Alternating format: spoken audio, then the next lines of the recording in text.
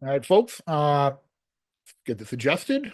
I'm Kerry Byrne. I'm the founder of Doug Adams. And as you know, last week we talked a lot about it. Was the 250th anniversary of the battles of Lexington and Concord. That started the American Revolution. And what many people don't know, perhaps an even more remarkable story to me, it seems more remarkable, is the siege of Boston that followed. What happened is the Minutemen, from all different towns and communities, not just Lexington and Concord, come out to face the British, turn them back, chase them back to Boston, with devastating, impact results for the British. A remarkable, glorious morning for America, as they said in Lexington, as it has said. I don't know if it still does, but until recently, said on the road signs in Lexington.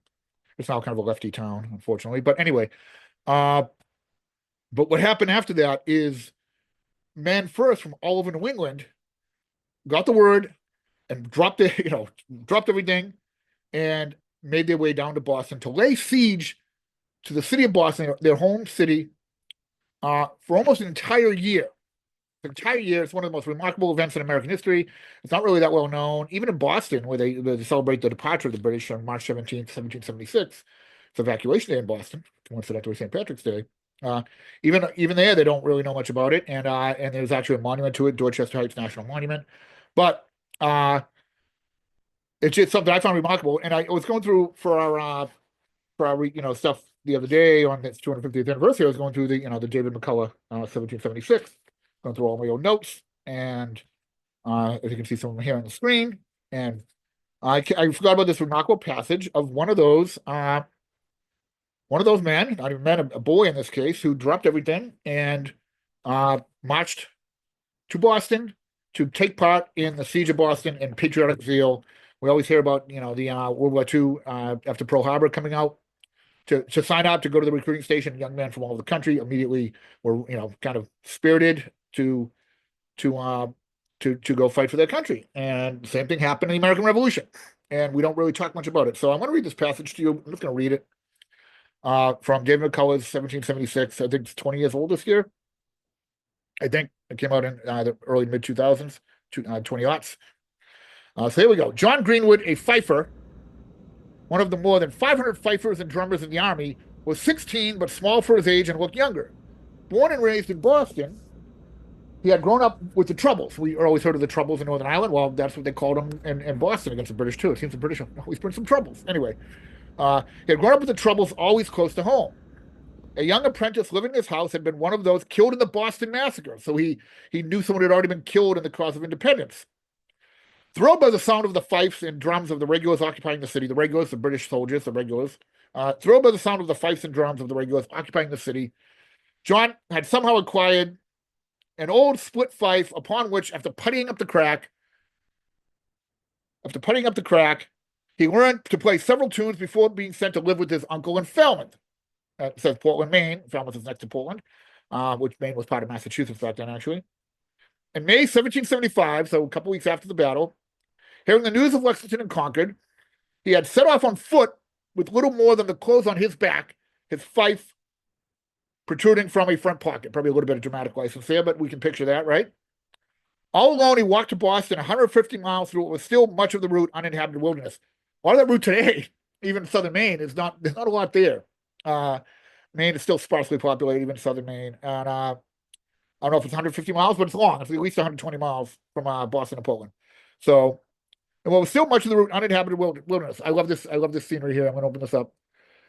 Stopping at wayside taverns where the troops were gathered, he would bring the fife to play a tune or two, as he would later recall.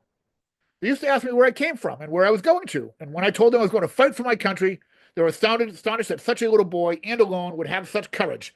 Thus, by the help of my fife, I lived, as it were, on what was usually called free quarters nearly upon the entire route. So, the zeitgeist of the era, with patriotic zeal, he would show up at these wayside inns, these taverns. We know later the Chills of the Wayside Inn, right?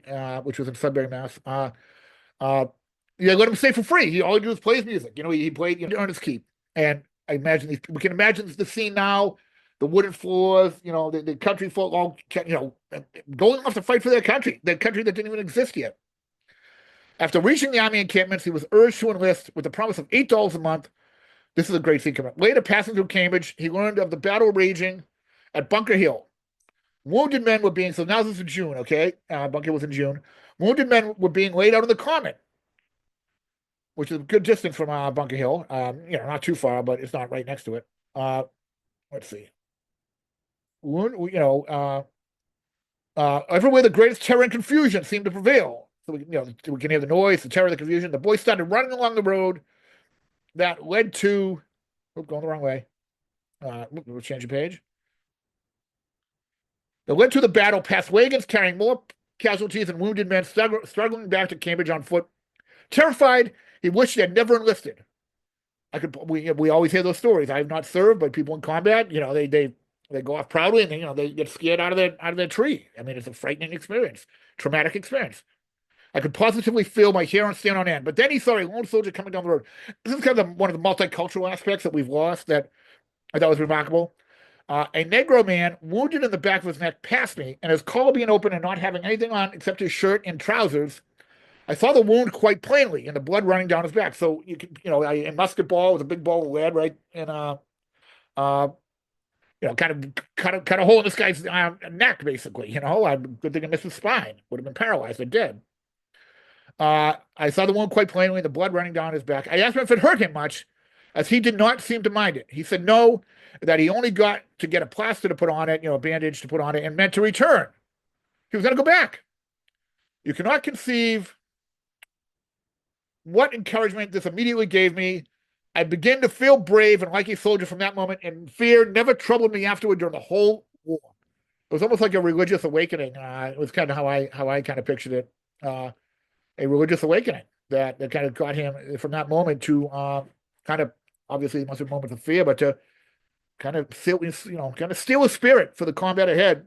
And anyway, just to, think of that, thousands of men like that, thousands of boys like that, just marching out of the wilderness of America to fight for a new nation.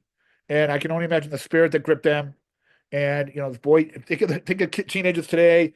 There's trouble when, I don't know, the Uber delivery doesn't come fast enough, or the flight is delayed an hour. This kid walked on his own, teenager, 120 to 150 miles with nothing but the shirt on his back to go fight for the United States of America. And that's when they say this is 1775, but when they say the spirit of 76, kind of the definitive term we use, that's what they mean. That's what they mean. And just a remarkable story. A young boy, music, patriotism, multiculturalism. They weren't all, America was more mixed up and more diverse than they kind of changed that, took that out of the narrative in recent years. But just a remarkable story, and a lot more to come. And that would have been this week. That would have been this week. The week after, the week or two, a couple weeks had followed. It followed the battles of Lexington and Concord. This is what was happening all over New England, and then eventually over much of the country. And then, of course, over the summer, George Washington would come up from Virginia and take over the army. Anyway, that's it. Thanks for joining us, Doug Adams. We'll see you soon.